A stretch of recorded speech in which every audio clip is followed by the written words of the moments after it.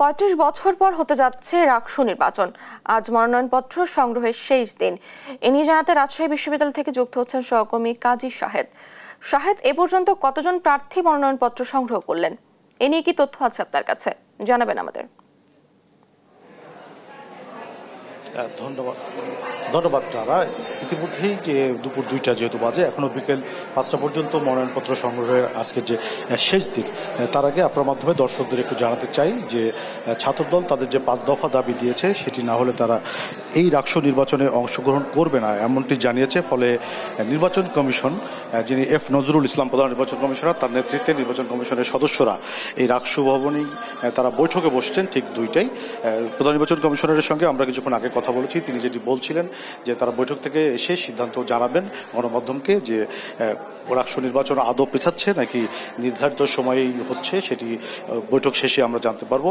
তার আগে আপনাদেরকে একটু জানাতে রাখি যে দুপুর 12টার পর থেকেই মূলত বিভিন্ন ছাত্র সংগঠনের বাইরে যারা স্বতন্ত্র প্রার্থী হতে চান, বিভিন্ন থিয়েটার গ্রুপ, তারা মনোনয়নপত্র সংগ্রহ করেছেন এবং আমরা দেখেছি একটা উৎসবমুখর পরিবেশ রাকসুর এই ভবনটিতে দুপুর 12টার পর থেকেই হয়েছে। দলে দলে শিক্ষার্থীরা আসছেন তাদের যে প্রার্থী তাকে সমর্থন জানিয়ে।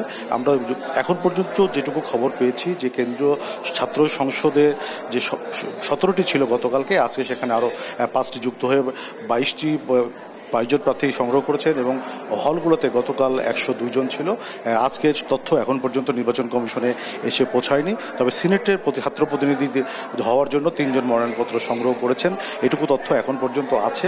তবে আলোচিত মুখ যারা রাকসু নির্বাচনে যারা প্রচারণায় বা প্রার্থী হতে পারেন বলে আলোচনায় আছেন, ছাত্র সংগঠনের নেতৃত্ব যারা দেন, তাদের প্যানেল থেকে বা তারা এখন পর্যন্ত মনোনয়নপত্র সংগ্রহ করেননি। যেমন যদি বলি যে ছাত্র দল আগে থেকে বলেছে তাদের 5 দফা দাবি নিয়ে আলোচনা না হলে তারা এই নির্বাচন থেকে সরে দাঁড়াবেন।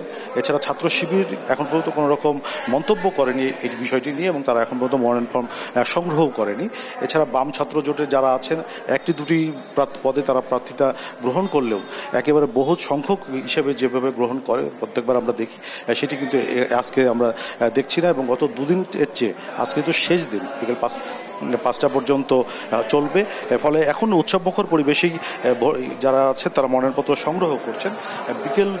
দুপুরের যে বৈঠকটি শুরু হয়েছে দুপুর 2টায়, প্রধান নির্বাচন কমিশনার এসে গণমাধ্যম কর্মীদের ব্রিফ করার পরে আমরা বুঝতে পারবো যে রাকসু নির্বাচনের আজকে মনোনয়নপত্র সংগ্রহের শেষ দিন নাকি সময় বাড়ছে। তো টানা এ ছিল রাজশাহী থেকে আমাদের সর্বশেষ।